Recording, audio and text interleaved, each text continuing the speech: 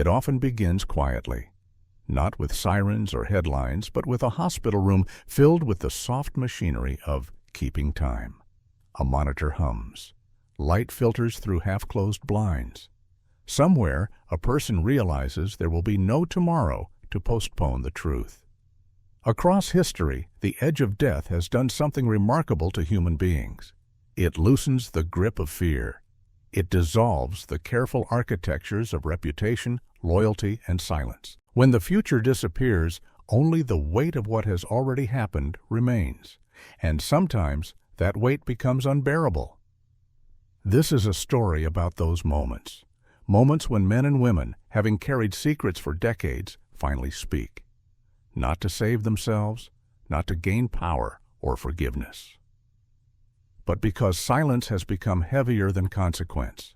These are not tales of sudden heroism. They are quieter, more troubling than that. They are confessions offered too late to prevent harm, yet powerful enough to reshape lives long after the confessor is gone. What makes a deathbed confession different from any other revelation is not just timing. It is the stripping away of incentive. There is no promotion to gain, no future to protect, no audience to impress. There is only the truth and the knowledge that it will soon outlive its keeper. Some of these confessions expose crimes hidden behind official narratives. Others unravel lives built on small human decisions made in moments of fear. Some reveal systems that failed not because of malice alone, but because ordinary people chose safety over courage, comfort over confrontation. In every case, the truth waited, and waited, and waited. We tend to imagine secrets as dramatic things, buried intentionally in locked rooms or classified files. But more often, they live inside people. They are carried to work, to dinner tables, to family gatherings. They age alongside marriages and careers. They become normalized, even invisible, until time itself begins to run out. The people who confess at the end are rarely monsters in their own minds. Many believed they were protecting others. Some told themselves the damage was already done. Others convinced themselves that speaking would only create more pain. Over the years, these justifications harden into habit. Silence becomes routine. And then one day, silence no longer feels possible. What happens next is never simple. Truth, once released, does not arrive gently. It does not ask whether people are ready. It crashes into families, institutions, and histories that have been carefully arranged around a lie. Innocent people learn they were wronged. Others learn they were complicit without knowing it. Some discover that the foundation of their identity was built on an error, or a crime, or a choice made by someone else long before they had a voice. And yet, even as these revelations destroy certainty, they offer something else. A chance to see the past more clearly, to understand how fragile truth can be when fear is allowed to manage it, to recognize how often injustice survives, not because everyone agrees with it, but because too many people stay quiet. This is not a story about villains being unmasked or heroes redeemed. It is a story about human beings at the intersection of guilt, memory, and mortality, about the cost of waiting to tell the truth, and about the unsettling question that lingers after every confession is spoken. If truth has the power to change everything, why does it so often arrive only at the very end? As we move through these stories, keep that question close. Because what these final words reveal is not just what happened long ago, but something enduring about human nature itself, the way we live with our choices, the way we delay reckoning, and the way, when time finally runs out, truth is sometimes the only thing left worth giving. It began with a whispered phone call in the middle of the night. The year was 1989. A journalist, long retired from frontline reporting, was summoned to the bedside of a dying man. The caller's voice was thin and strained, eaten away by cancer, but what he said changed the journalist's life and would soon ripple into history. The man was a former mid-level intelligence officer, someone who had operated in the gray spaces of Cold War espionage. For 40 years he had lived with a secret that pulsed behind every newscast, every official report, every reenactment and anniversary. He had helped plan one of the most infamous assassinations of the 20th century, not as a triggerman, but as a cog in a quiet, well-oiled machine. The official story had always been tidy: a lone gunman, an improbable trajectory, a nation in shock. But to the dying man, that story had always been theater. He had sat in the planning meetings. He knew the code names, the travel routes, the men brought in for the job, professional shooters, carefully positioned, coordinated with precision. He hadn't pulled the trigger, but he had drawn the map. He spoke for hours, between shallow breaths, recounting details that no one outside the highest echelons of the intelligence world could have known. The routes, the backup plans. The cover stories rehearsed like stage lines.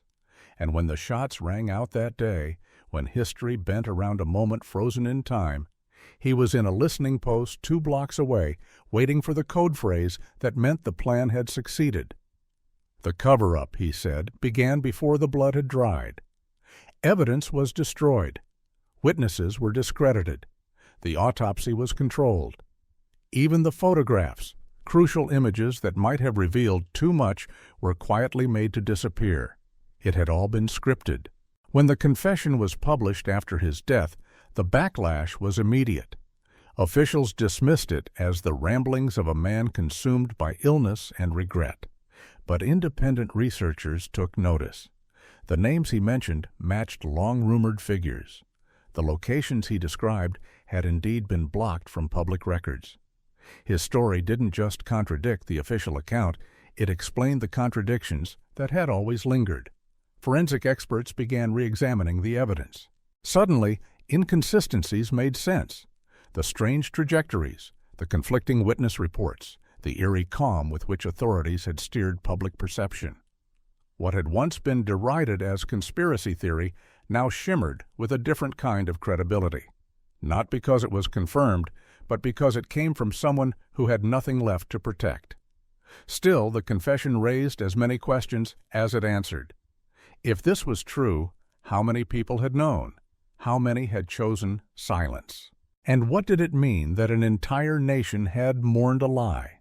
In the end, the deathbed confession did not rewrite history books, but it carved a fracture into the facade. It opened a door through which skepticism poured quietly, relentlessly. The idea that a single man with a single rifle had acted alone no longer satisfied those who had once accepted it. The most haunting part wasn't the confession itself, but the silence that had preceded it. For 4 decades, this man had lived among others, smiled at barbecues, watched newscasts, raised a family, all while carrying the knowledge that a pivotal moment in modern history had been orchestrated, not accidental. It leaves us wondering, what other official stories do we accept because they are clean and palatable? And how many truths are waiting, buried beneath decades of silence, ready to surface only when it's too late to change what's already been done? In a quiet suburb in 1998, a woman sat by her mother's bedside, expecting a farewell. What she received instead was a confession that would unravel 8 lives and call into question the very meaning of identity. The mother, once a nurse in a busy city hospital, was now 78 and dying of heart failure. Her voice trembled not just from age, but from the weight of a secret kept for over half a century. "I switched 2 babies," she said, "by accident, in 1947. Her daughter stared, uncomprehending. But the nurse continued, as though speaking aloud for the first time allowed her lungs to fill with something other than guilt. She had been 22, overworked, exhausted from a double shift. That night the nursery was chaos. Multiple births, limited staff, alarms ringing in her ears. She'd taken 2 newborns for routine checks, then returned them to the wrong bassinets. She realized her mistake within hours. The infants looked subtly different, just enough to raise her suspicion. But the fear froze her. Fear of losing her job, facing criminal charges, becoming the villain in a place where life was supposed to begin. so she stayed silent. She'd followed the families from a distance over the years. One child, raised by a wealthy couple, had thrived. Private schools, prestigious degrees, vacations abroad. The other, born to affluence but raised in a modest home, had known hardship but loved too. The nurse had watched from the shadows, always wondering if she'd destroyed destinies. Now, at the end of her life, she told her daughter everything. Names, dates, the shift she worked, the infants' identities. And after the funeral, that daughter made the calls. Disbelief came first, then anger, then, inevitably, the truth. DNA tests confirmed what no one wanted to believe. Two men, now in their 50s, had grown up in families not their own. Parents discovered they had raised someone else's child. Siblings became strangers, and the past became a puzzle, missing its frame. The aftermath was as complex as the confession itself. One man leaned into his biological family, forming tentative connections, seeking something lost. The other recoiled, feeling the breach of memory as a betrayal too deep to mend. The mothers, once strangers, now sat across from each other, joined by grief and guilt neither had earned. The switch raised difficult, unsettling questions. Would their lives have been better if the error had never occurred? What is family? Biology or memory? Blood or nurture? And was it kinder to reveal the truth, or to let sleeping lies lie? There were no neat answers. The deathbed confession, though late, had been an act of moral courage, but it was also a delayed reckoning, one that offered no way to return what had been lost. Childhoods shaped by a stranger's mistake, identities formed around the wrong names, love that was real but misdirected. And yet, in that painful unmasking, something else emerged, a quiet reminder that life does not always unfold according to plan, and that truth, while disruptive, is a force that seeks the light even after decades in shadow. Some wounds heal. Others remain tender forever. But for those two men, their families, and a nurse who had lived half a century under the burden of silence, the final days brought not peace but a kind of clarity. And with it, the haunting question: if everything you knew about yourself was suddenly rewritten, would you want to know? Or would you choose the lie that kept your memories whole? The call came in 2003 to a local attorney's office. The voice on the other end was gravelly, labored, and fading. A 67-year-old retired police officer, dying of emphysema, wanted to confess, not to a crime of his own, but to a crime he had helped orchestrate with his silence. 25 years earlier, a man had been executed for murder. The case had made headlines. A poor construction worker accused of killing a wealthy businessman in a quiet suburban enclave. The evidence was convincing. A supposed confession, witness testimonies, DNA traces, motive. Justice had seemed swift and righteous, but it had all been a lie. The dying officer revealed what he had buried for decades. The man had been innocent. The real killer, the victim's business partner, had evaded justice with the help of wealth, legal muscle, and political connections. And when the case needed closing, the department looked for an easy target, someone defenseless, someone expendable. The officer had watched it unfold like a stage play. He had seen evidence planted, statements manipulated, and a confession extracted during a marathon interrogation with no lawyer present. He had questioned it briefly, but when he voiced his concerns, he was told to stop digging and do his job. Promotions, reputations, and political futures hung in the balance. Doubt was not welcome. He obeyed. And then he watched, years later, as the man he knew to be innocent was strapped to a gurney and executed on live television. That moment haunted him. As his lungs gave out and the walls of his life closed in, the need to tell the truth overtook everything. He handed over documents, copies of falsified reports, notes from coerced interrogations, names of officers who'd coached witnesses. The attorney, stunned, brought the confession to light. The fallout was immediate. Investigations reopened. The executed man's case was dissected with surgical precision. Independent forensic analysis confirmed contamination of evidence. Witnesses came forward, now older, freer, admitting they'd been pressured. And eventually, the real killer, the once untouchable business partner, was arrested at age 72. Faced with the mountain of resurrected proof, he confessed. But the damage was irreversible. A man had died with a needle in his arm for a crime he didn't commit. His family, long dismissed as delusional or in denial, now bore the unbearable vindication that they had been right all along. The officers involved, some retired, some deceased, left behind children and spouses, now grappling with a legacy they never suspected. The confession became more than a personal reckoning. It ignited a national conversation about the death penalty. If one innocent man could be executed so easily, how many others had never been exonerated? How many truths had been buried beneath convenient closures? The officer died days after his confession, alone, unmourned by a system he had once served. His truth, however, echoed beyond him. And in the silence that followed, a question lingered, sharper than any verdict. What is the value of justice if built on the rubble of deception? And if we only learn the truth after a life has ended, is it still justice, or just regret dressed in robes of accountability? It was 2007 when a quiet man, once an engineer, summoned environmental lawyers to his modest home. He was dying of ALS, his voice now a whisper, his muscles failing. But his mind was clear, and so was his intent. He had to unburden himself. He had to tell the truth before he lost the ability to speak at all.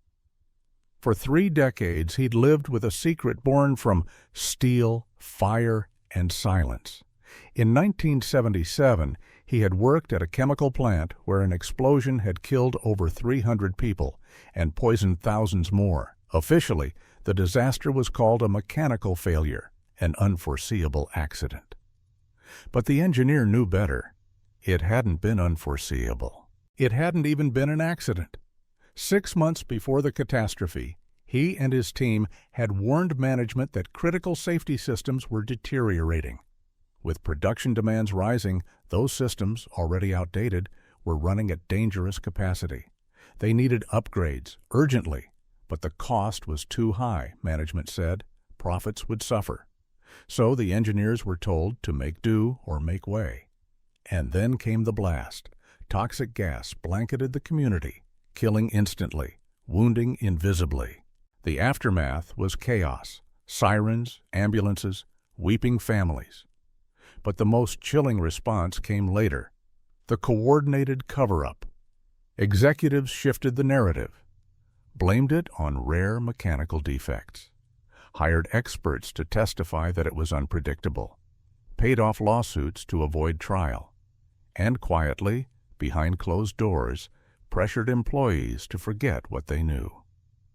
The engineer remembered sitting in a boardroom surrounded by men in suits, being told that speaking out would harm the company and him. He was reminded of the contracts he'd signed. Threats were never made explicitly, but they didn't need to be. He kept silent for 30 years. But silence corrodes. Now, with his life shrinking into weeks, he gave everything to the lawyers. Emails, reports, handwritten memos, internal warnings, pre-disaster analyses. He named names, marked dates, traced how a decision to save money had ended hundreds of lives. When the documents were released, the public response was seismic. It was no longer an industrial tragedy. It was a preventable act of negligence. Criminal investigations opened. Survivors demanded justice. The company, once a titan, staggered under lawsuits and collapsed into bankruptcy. But the damage was done. Entire families had been lost. Survivors bore lifelong illnesses. Children had grown up without parents. Communities had buried their dead believing it was fate, not economics. Now they learned it had all been avoidable. The engineer died before the first indictment was handed down. His confession sparked accountability, but could not undo the past. The deaths, the suffering, the lies. They remained. The only thing his truth could offer was clarity, and perhaps the hope that future disasters might be prevented if silence didn't win again. The story leaves us with a bitter understanding that sometimes what's most dangerous is not what fails, but what people choose to ignore. And it asks, how many tragedies are not tragedies at all, but choices buried beneath spreadsheets and silence, waiting to be confessed by someone who no longer fears the cost of telling the truth? In 2012, a hospital room became the final stage for a double life unraveled.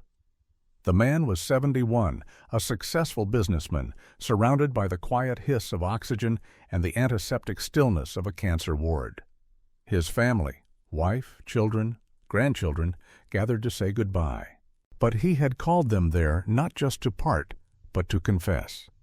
For 35 years, he said, he had lived 2 lives, 2 homes, 2 families, 2 versions of himself, carefully kept apart.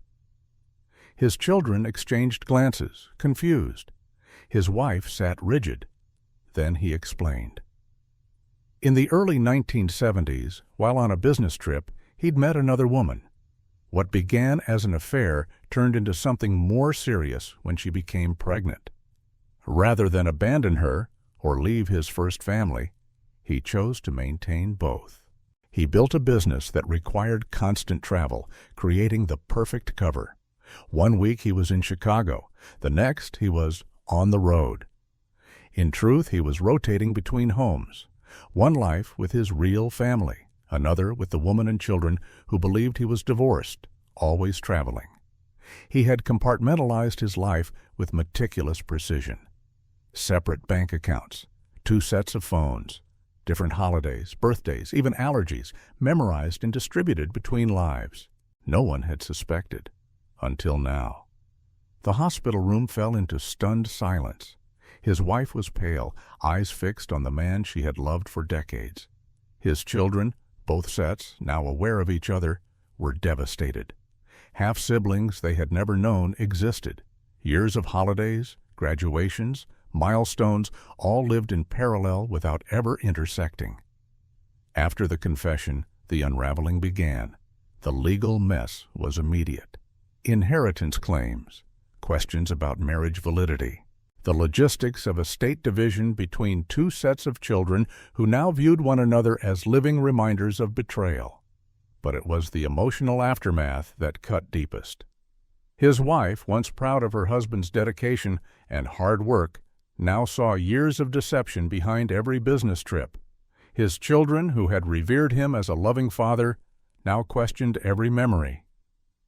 And the woman from the second life, the one who had believed she was his only, learned she had been part of a lie all along.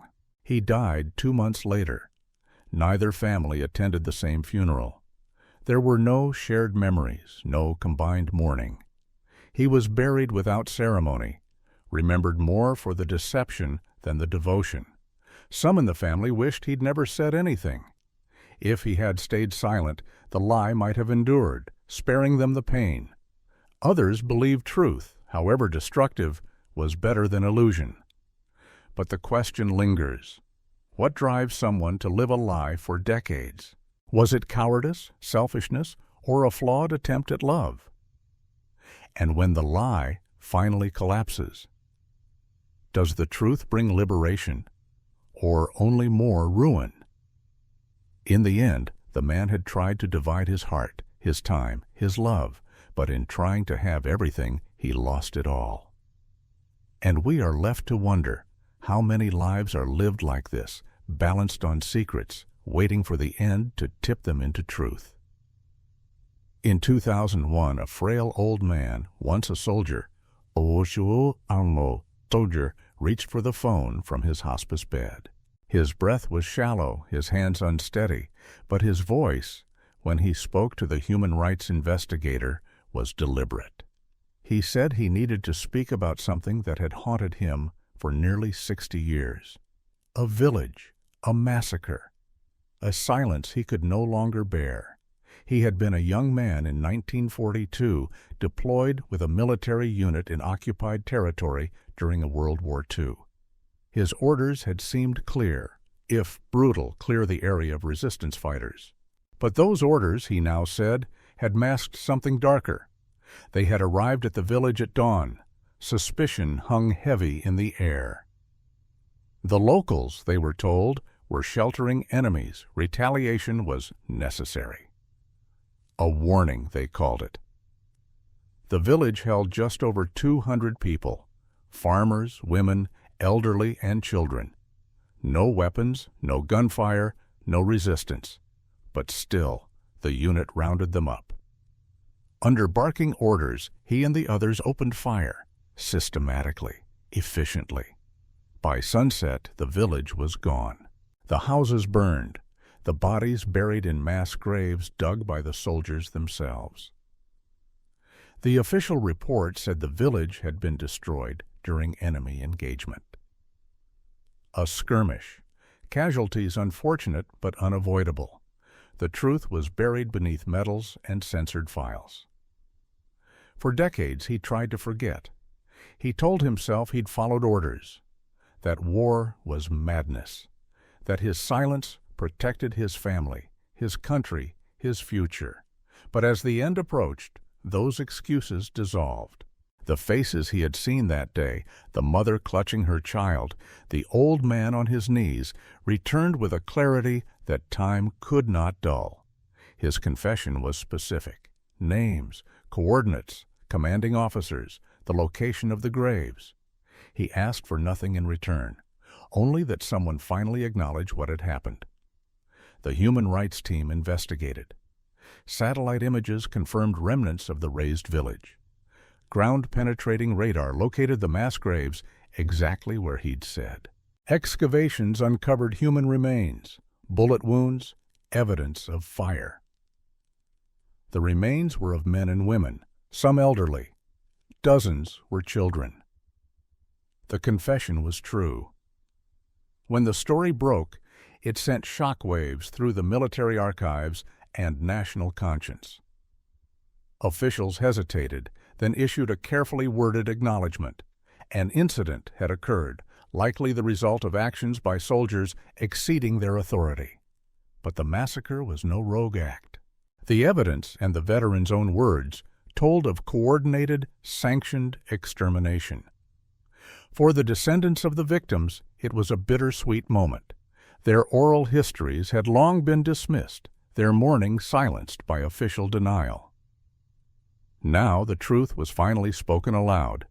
The massacre that had shaped generations had a name, a place, a record. The veteran died days later, his story finally outside the walls of his memory. His confession did not bring justice in the legal sense. No arrests were made, no trials held. But it opened a wound long denied, and in doing so, gave a sliver of peace to those who had waited a lifetime to be heard. And it posed a quiet question. In times of war, what is the greater crime? To follow orders that betray humanity, or to remain silent afterward, hoping history forgets? The world may never know how many villages vanished under the fog of conflict. But this one, at least, will no longer be erased by silence. The truth arrived in 2014 like a thunderclap, quiet but irreversible. A 68-year-old woman, gaunt from cancer, requested a meeting with federal agents. Her voice was weak, but her words were unmistakable. I kidnapped a baby in 1969. I raised her as my own. For 45 years, the case had gone cold. A newborn had vanished from a hospital nursery. Her devastated parents had searched endlessly, their hopes dimming with every year. Authorities believed she'd been taken and killed. The story became a tragic cautionary tale, another unsolved heartbreak folded into time. But the woman who now lay dying had lived a different truth. She had been struggling then, mentally and emotionally shattered by repeated miscarriages. She told herself she only wanted to hold a baby again, to fill the void. That morning in 1969, she walked into the maternity ward disguised as a nurse, picked up a newborn girl, and simply walked out. She moved states, created a forged birth certificate, gave the child a new name, and then for the next 4 decades she played the role of a loving mother. And she was, in many ways, exactly that. The child grew into a woman. She had a childhood filled with birthday parties, school plays, quiet bedtime stories. She married, had children. She had no reason to doubt the story she had been told about her birth. Her world felt secure, whole, until her mother's confession detonated the illusion. The FBI confirmed the woman's claim. DNA testing left no doubt. The 45-year-old woman was, in fact, the child stolen so long ago. She had living parents who had mourned her every birthday in silence, never knowing if she was alive. They had never stopped searching. When the news broke, it was both a reunion and a reckoning. The biological parents were overcome. The daughter they had grieved was alive. But she was also a stranger, one raised by the woman who had caused their lifelong pain. Reconnecting felt both miraculous and impossibly alien. They had missed her first steps, her teenage years, her wedding. How do you parent someone you never knew? And for the daughter, the truth was a collapse of everything she believed. The woman who raised her had committed a terrible crime, but she had also been kind, gentle, attentive. Every memory of love now came with a shadow. The kidnapper died shortly after her confession. No trial, no closure in court, only the echo of a truth too complex to categorize as wholly evil or wholly good. The woman she raised was left with a fractured identity. She visited her biological parents, tried to connect with siblings she never knew, but the emotional bridge was hard to build. What do you do when your entire life story turns out to be fiction? Years later, she confessed in an interview that, had she been given the choice, she might have preferred never knowing. That the knowledge, while truthful, had brought chaos, grief, and disconnection. Sometimes, she said, truth isn't freedom. Sometimes, it's just another kind of loss. Her story became more than a kidnapping case. It became a meditation on motherhood, memory, and the human desire to belong. It raised a question few dare ask. When a lie builds a life filled with love, does truth always heal? And if identity is shaped by love rather than blood, what happens when that love is rooted in betrayal? In 2009, a retired psychiatrist, pale and jaundiced from liver failure, called a medical ethics investigator to his bedside. He said he had something to confess, something he had hidden for over 30 years. What followed would crack open one of the darkest corners of modern medicine. In the 1970s, he had worked at a state psychiatric institution. Back then, mental health facilities were more hidden than healed. Isolated buildings where oversight was rare, and patients were often warehoused, forgotten by families and governments alike. He was young then, ambitious, eager to innovate, convinced that breakthroughs in psychiatry could be achieved if only the rules didn't get in the way. So he ignored them. Without consent, without ethical review, he began conducting experiments on patients. Drug trials, combinations of untested compounds, dosages far beyond safety protocols. He wanted to see what would happen, how the mind could be altered. He believed he was doing science. But it wasn't science. It was cruelty dressed in a lab coat. Patients suffered seizures. Some lost their ability to speak. Others developed permanent cognitive damage. A few died. Their deaths were marked as complications of mental illness, not as results of the unapproved treatments they were subjected to.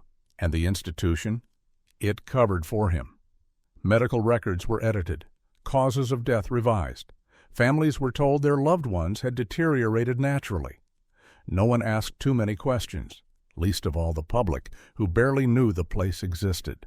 Eventually, the experiment stopped, not because of conscience, but because oversight increased, and it became harder to hide.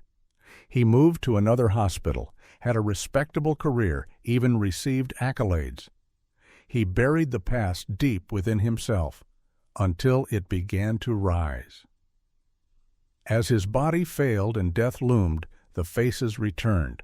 Not the patients' names, he had forgotten many of those, but their expressions, their confusion, their fear, the sudden shifts in their personalities, the silence that followed when they stopped responding. He could no longer pretend it had been ethical, or justified, or forgotten. So he confessed. He gave names, dates, procedures, the substances he used. He opened the vault. Investigators followed his trail, discovering that he had not been alone. Others had conducted similar experiments in the same institution. What emerged was not one bad doctor, but a culture of exploitation masked as research. Surviving patients were tracked down. Some had spent decades living with mysterious symptoms they never understood. Families learned that their loved ones' suffering had not been random, but inflicted. Lawsuits followed. Apologies were issued. Regulations were strengthened. But for many, the damage had already calcified into daily life. The doctor died before he could be prosecuted. His confession, though late, forced the world to reckon with how easily ethics can be eroded when the subjects of research are voiceless and invisible. It was not just a story of one man's moral collapse, but a system's failure to protect its most vulnerable. A reminder that harm in medicine doesn't always come from malice, but from the dangerous belief that progress justifies anything. And it leaves us with a troubling reflection. How many others, in the name of science or ambition, chose to look away from suffering because they believed the ends would absolve the means?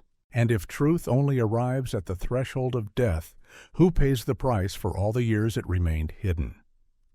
In 2016, in a hospice room dimmed by fading winter light, a former forensic technician stared at the ceiling and began to speak. Brain cancer was erasing her memory, but some things she could not forget. Nor did she want to. Not anymore. For 15 years, she had worked at a state crime lab, processing DNA evidence, vital pieces of truth that determined guilt or innocence. Every case that came through her hands carried enormous weight. But over time, the weight wore her down. She began taking shortcuts. At first, it was small, rushing protocols, skipping steps. The lab was overwhelmed, underfunded. No one noticed. But then came a mistake, a critical one, a contaminated sample that threatened to unravel a case. Rather than admit it, she altered the records, falsified a result. The accused was convicted. That moment changed everything. What began as carelessness became pattern. Errors led to cover-ups. Cover-ups required more lies. She began deliberately sabotaging evidence, sometimes to hide previous mistakes, other times simply because it had become habit. She told herself it didn't matter, that guilty people would be caught anyway, that the system would sort itself out. But it didn't.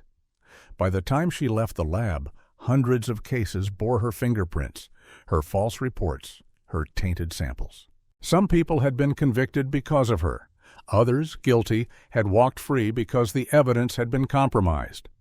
She had broken the very mechanism meant to guard truth, and she had said nothing. For 20 years. Now, with tumors clouding her brain and no more years to hide behind, she told everything. Names, case numbers, methods. She reached out to defense attorneys, prosecutors, investigators. She laid bare the anatomy of her deception. The consequences were swift and chaotic. Entire case files were reopened, convictions overturned. Families who believed justice had been served were told they had relied on poisoned evidence. Men and women emerged from prison, stunned, blinking at the sunlight of freedom that came too late to reclaim the years stolen from them. Some cried in relief, others in rage. Prosecutors, judges, police departments all had to reckon with the fallout. How could one technician, one person, disrupt the course of so many lives? But the answer wasn't only in her actions.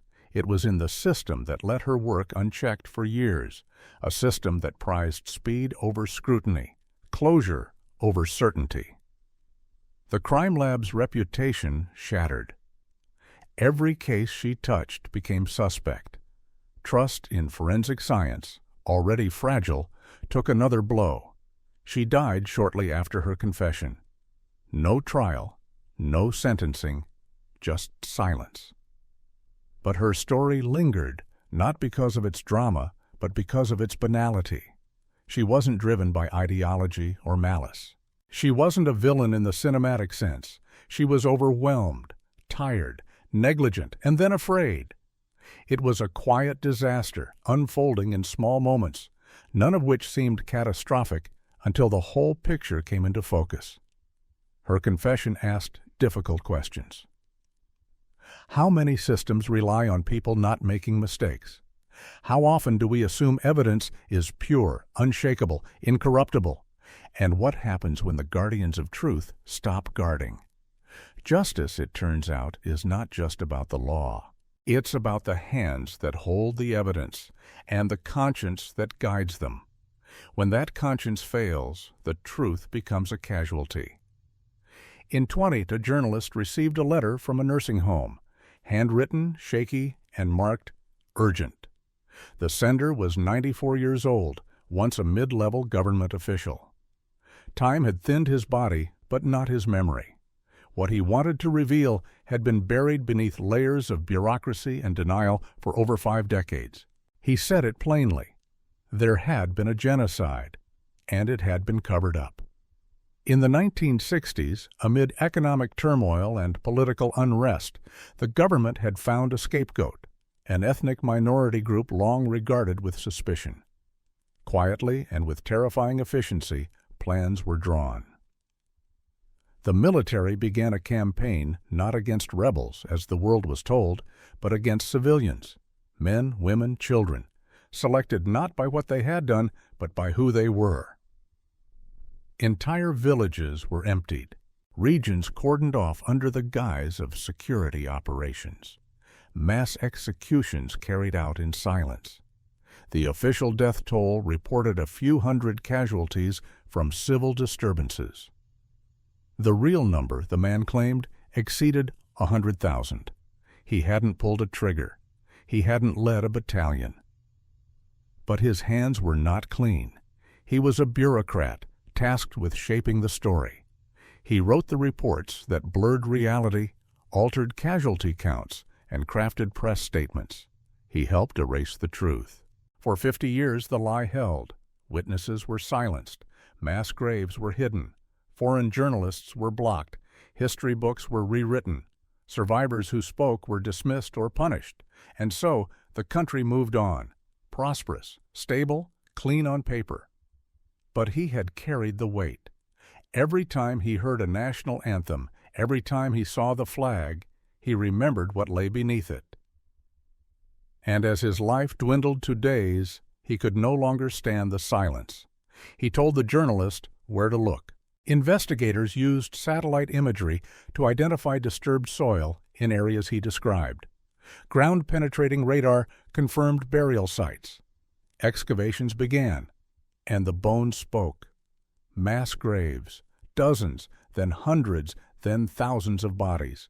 Bullet holes, evidence of execution. When the story broke, the world reeled.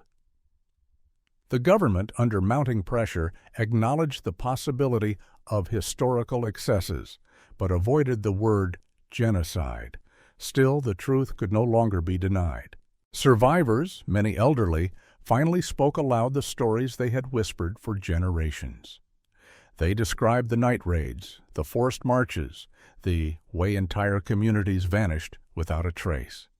Their memories, once dismissed as rumor, were validated.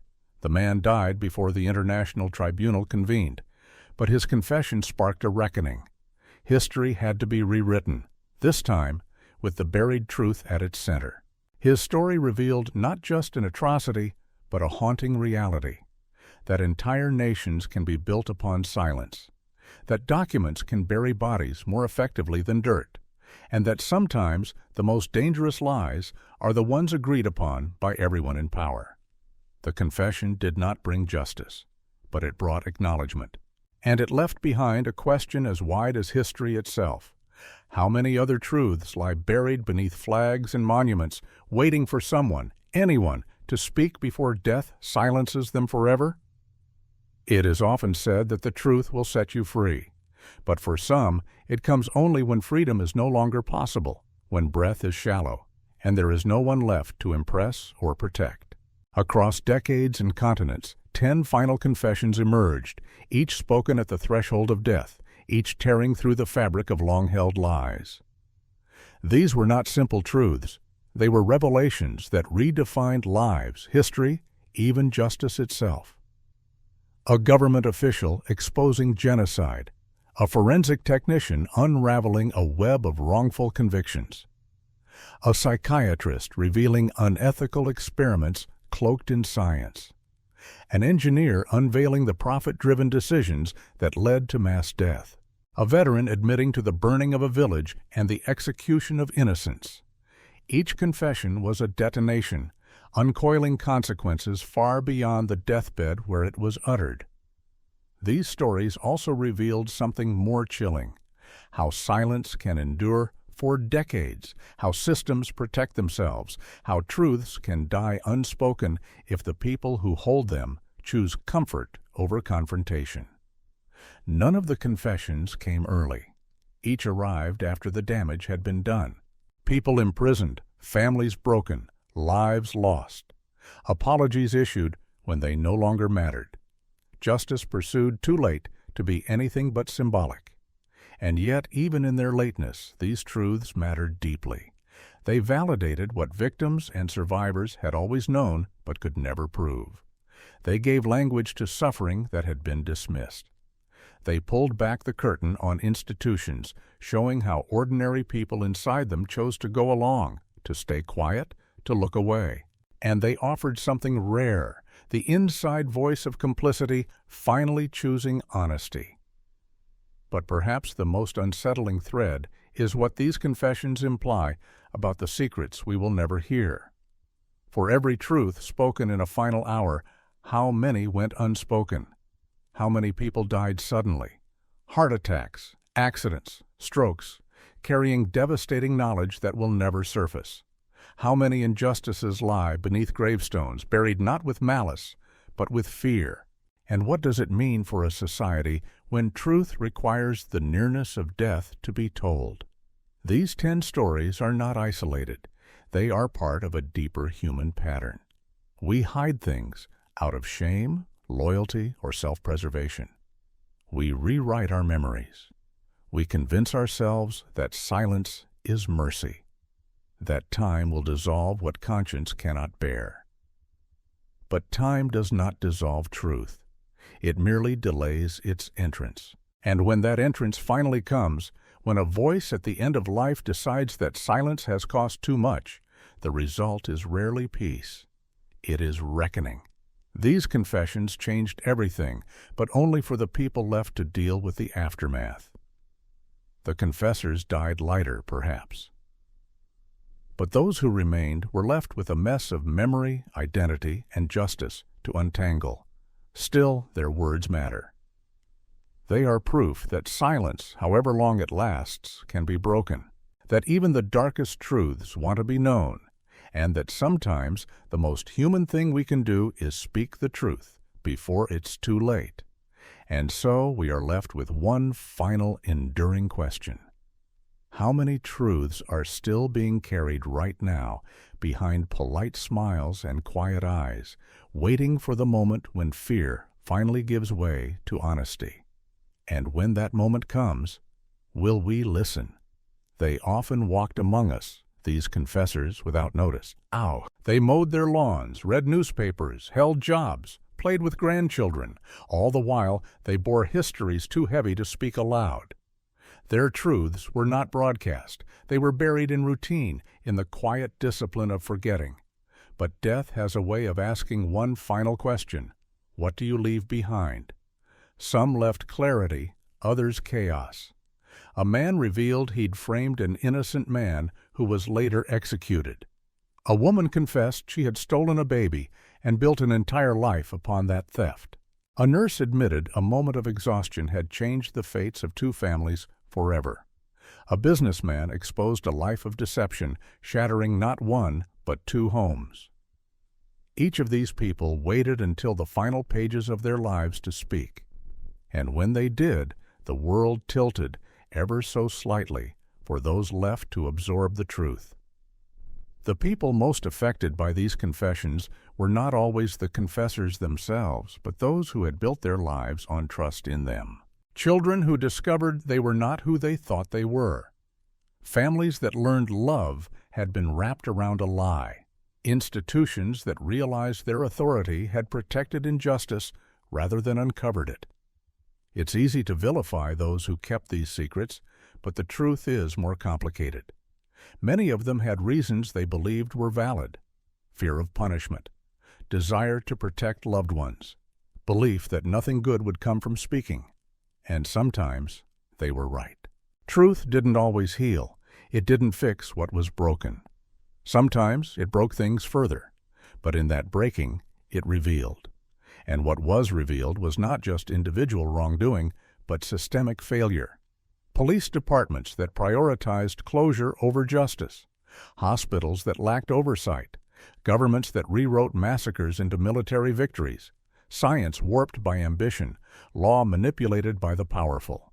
These deathbed confessions became lenses through which we could see ourselves, not just the confessors, but all of us. How easily we look away, how much silence we accept, how often we trade truth for comfort. We live in a world saturated with information, yet the most transformative truths often lie dormant, whispered only when nothing else remains to lose. They emerge not through investigation, but through mortality.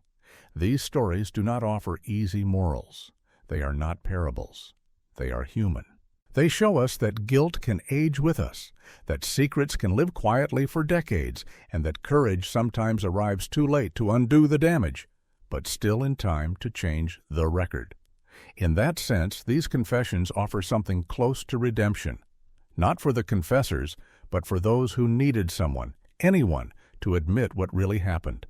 And they remind us that truth has a peculiar patience. It waits, and waits, sometimes for years, sometimes for lifetimes, until finally a trembling voice in a quiet room says what should have been said all along. We cannot undo what has been done, but we can listen, we can learn, and we can decide in our own lives not to wait until the end to speak the truths that matter most. Because silence is a choice. And every secret kept becomes a burden someone else may one day be forced to carry. The stories are finished now. The last words have been spoken, the final breaths taken. What remains is silence, but not the same silence these people lived under for decades. This one is heavier, it carries knowledge, and it asks something of us. Each of these confessions began in a hospital room, a nursing home, or a quiet living room surrounded by the gentle rhythm of machines. They were not grand revelations shouted in courtrooms or captured on camera. They were whispered truths, spoken into the dim light of endings. And yet they held the power to rewrite entire lives. Across every confession, whether it revealed a rigged trial, a buried genocide, a stolen child, or a sabotaged experiment, ran a common thread: the human impulse to delay truth until the consequences no longer apply. Why do we wait? Perhaps it's fear of judgment, of punishment, of destroying the people we love. Perhaps it's pride, refusing to admit we were wrong.